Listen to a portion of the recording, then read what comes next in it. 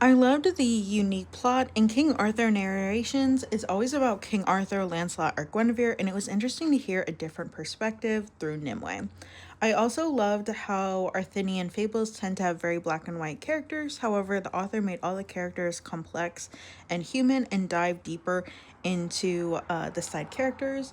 I loved the author's passion. It would continually reference different King Arthur versions, and it was interesting how the different versions portrayed the characters slightly differently, and it made the characters more complex and alive.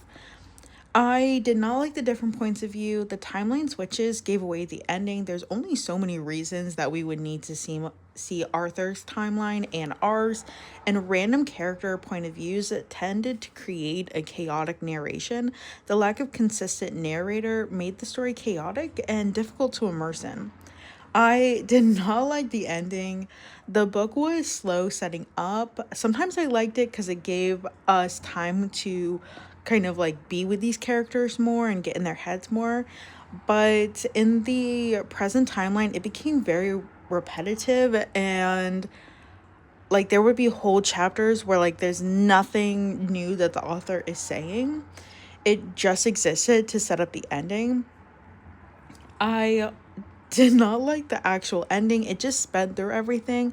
Some parts didn't make sense to me. Betrayals that were immediately forgiven, complicated relationships that weren't explored. It also had explanations that shook the story on its head, but weren't give the chance to breathe and evolve and kind of like dig into, which kind of made the whole book feel extremely frustrating because we like sloughed through all of this buildup and for what? So I really liked the beginning of this book, didn't like the ending. I have seen in different reviews that this is not their favorite from this author, so I am kind of interested to see what else the author wrote and if I would like any of them better.